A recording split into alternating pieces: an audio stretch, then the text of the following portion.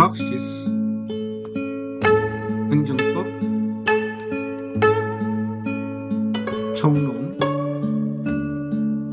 강의입니다.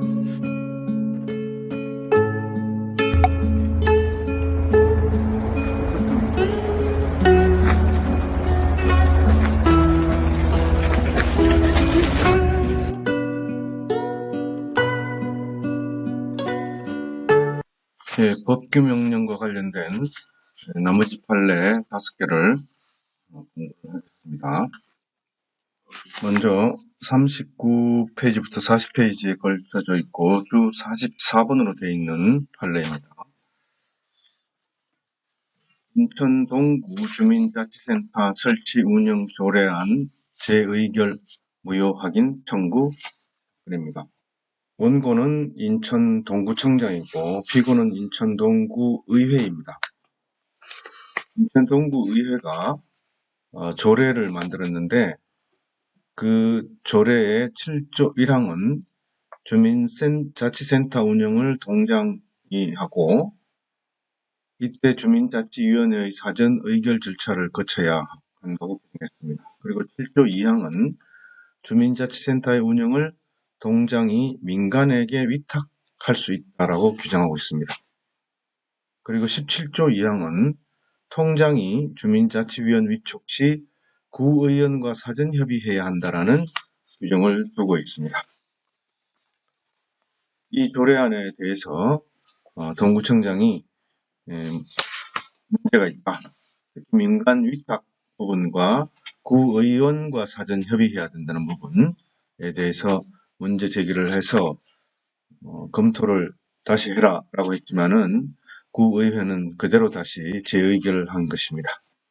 지방자치법 내용을 보면 자문기관은 조례로 설치를 할 수 있다.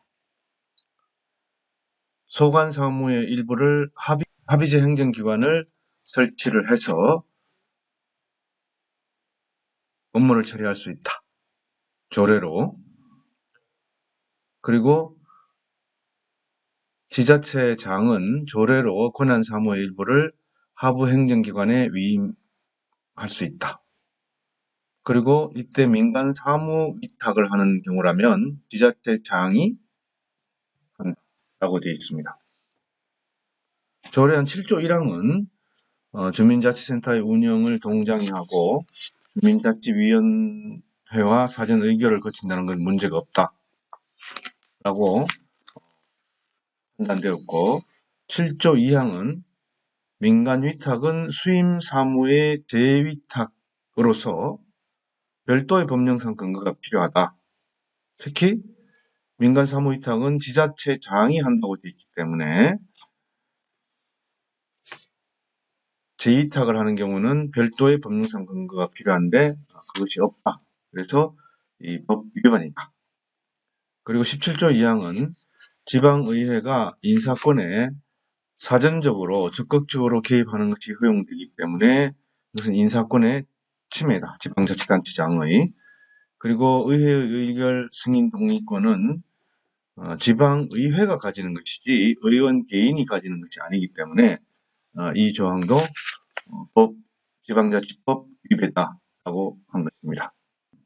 조례가 상위법에 위반되는 내용을 규정해서는 안 된다라는 그런 내용의 판례입니다.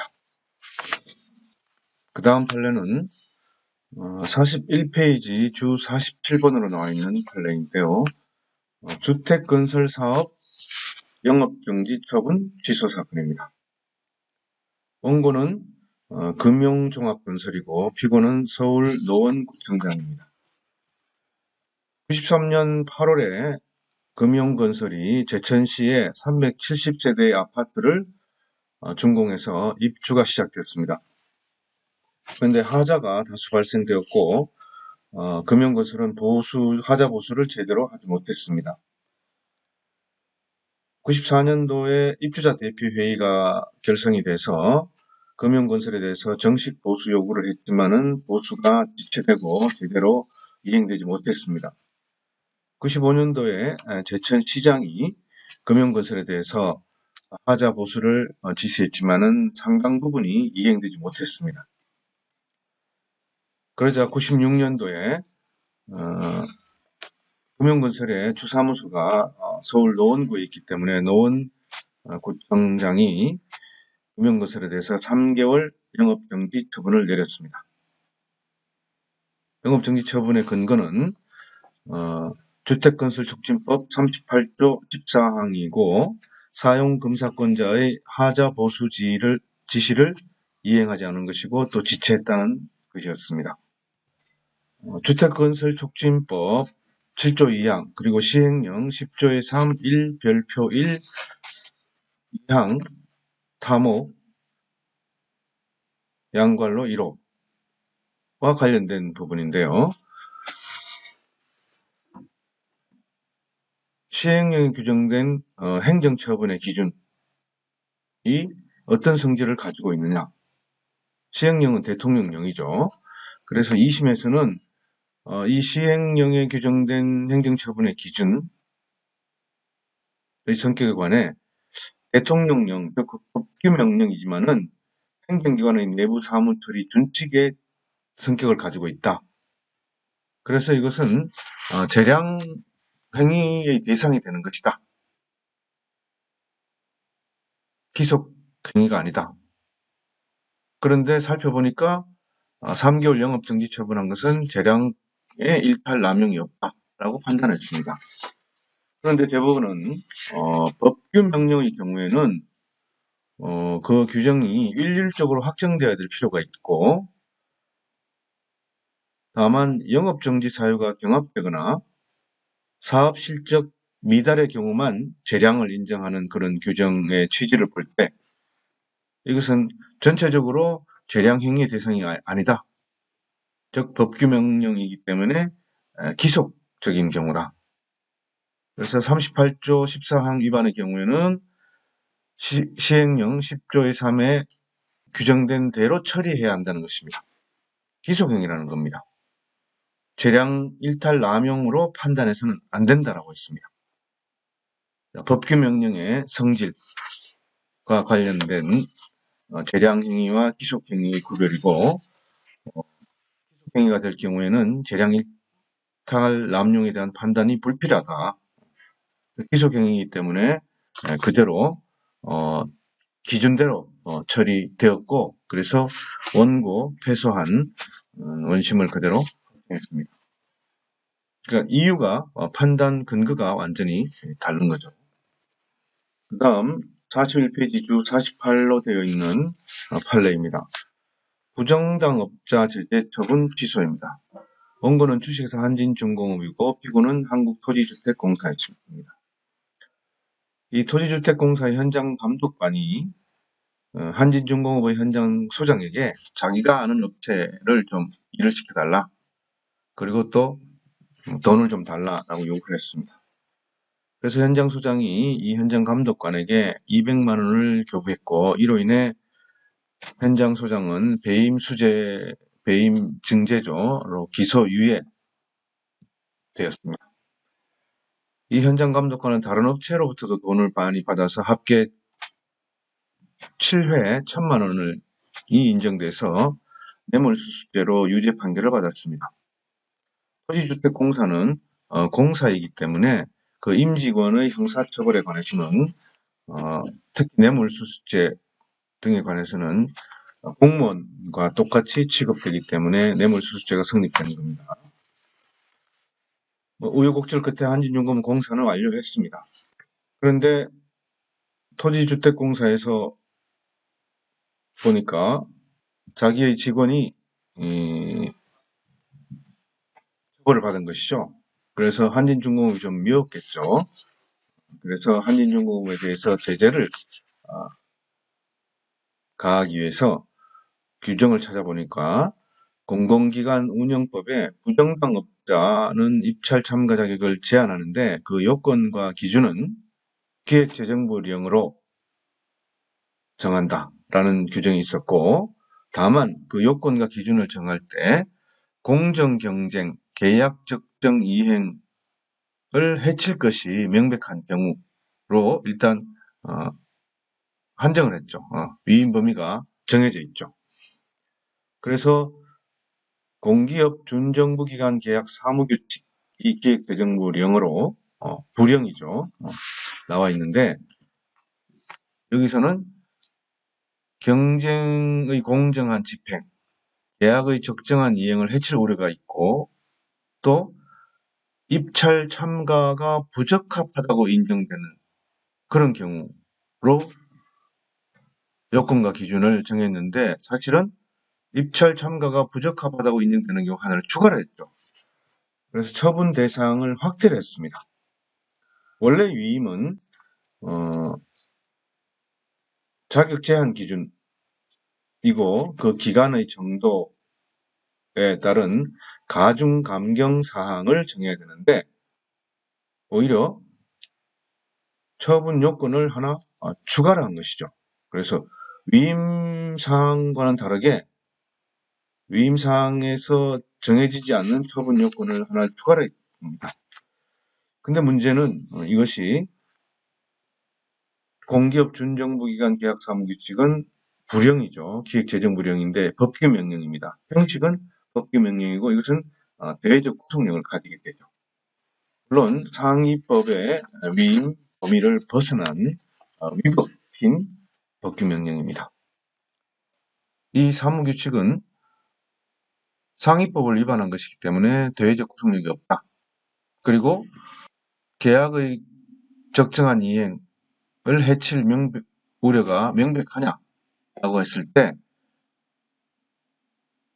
한진중공업의 계약 적정 이행 위해가 인정되기 어렵다. 이것은 그 회사와 공사의 소속 공무원의 개인적인 비위 정도고 그것이 구조적으로 어떤 부정 비리로 이어진 것이 아니기 때문에 특히 한진중공업은 연평균 수주액이 1조 7,400억 원이고 입찰 참가 자격을 제한한 기간 동안에 수주가 한 2,100억 정도 손실을 가져올 것으로 예상되기 때문에 이런 점에 비춰보면은 과다한 처분이 될 우려가 있다. 또 요건상 인정되지도 않는다. 라고 해서 처분은 위법하다라고 판정을 내린 것입니다. 그 다음은 41페이지 주 49번으로 나와 있는 판례입니다. 과징금 부가처분 취소 사건입니다. 피고가 청소년보호위원회인데요. 청소년보호법에 규정된 청소년 유해 간행물을 발간했다는 이유로 과징금을 부과받았습니다.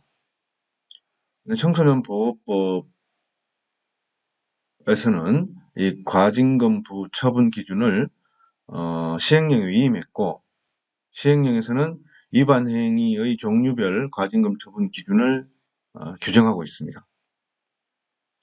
근데 시행령은 대통령령이니까 법규명령이죠. 그래서 대외적 구속력이 있습니다. 또 법규명령인 경우는 재량이 인정되지 않죠. 그대로 기준을 준수해서 시행해야 됩니다. 청소년보호위원회는 원고에게 이 기준에 규정된 상한액의 2배인 1,600만 원의 과징금을 부과했습니다.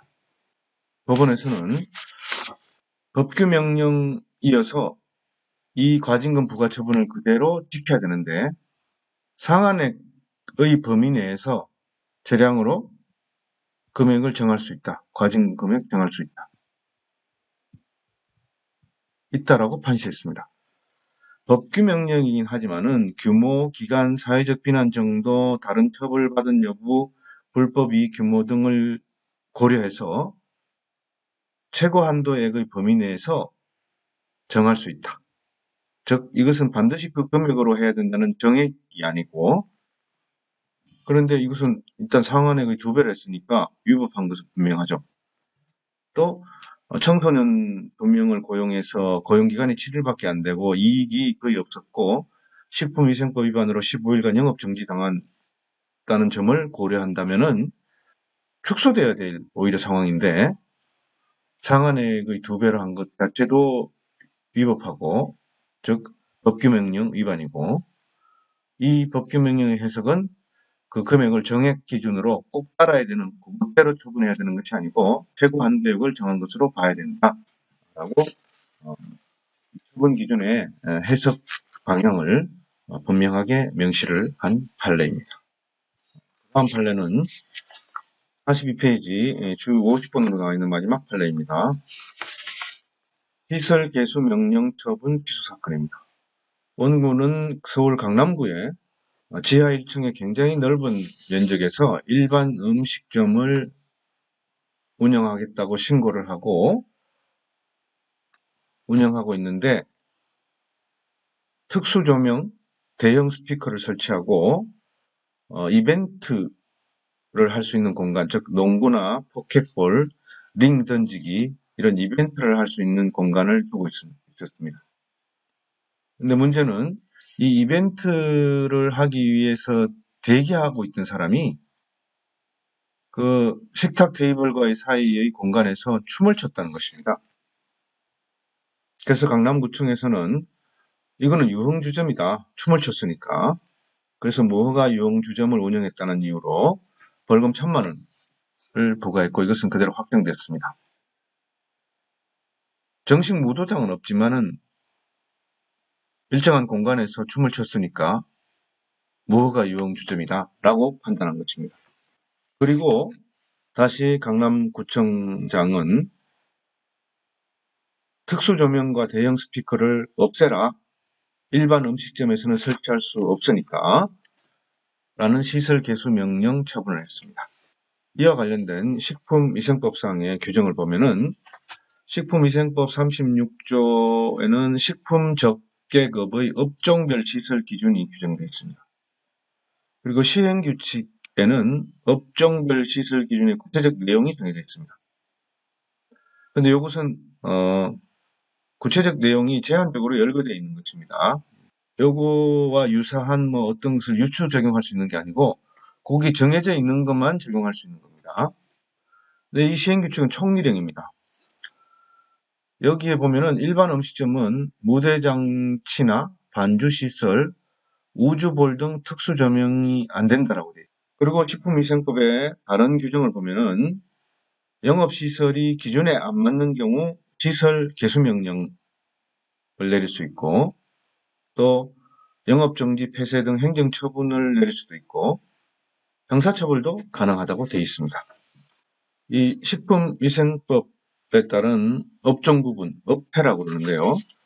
이걸 보면은 유흥주점업은 허가를 받아서 운영해야 되고 일반 음식점은 신고로 운영할 수 있습니다. 물론 일반 음식점의 영업시설 기준에 맞게끔 신고가 돼야 되는 거죠. 그리고 영업자 준수사항이 규정되어 있고 이 준수사항을 위반한 경우에 처벌 규정이 있습니다. 그리고 이 업태, 즉 업종 구분을 위반한 경우에도 처벌 규정이 있습니다.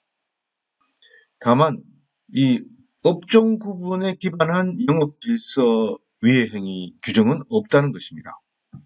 즉 영업자 준수사항이 있고 업종 구분에 대한 허가 신고의 차별, 구별과 그리고 영업시설 기준이 있고 업종 구분에 기반한 영업질서 위해 행위의 규정은 없다는 것입니다. 그래서 영업자 준수사항을 보면 시행규칙에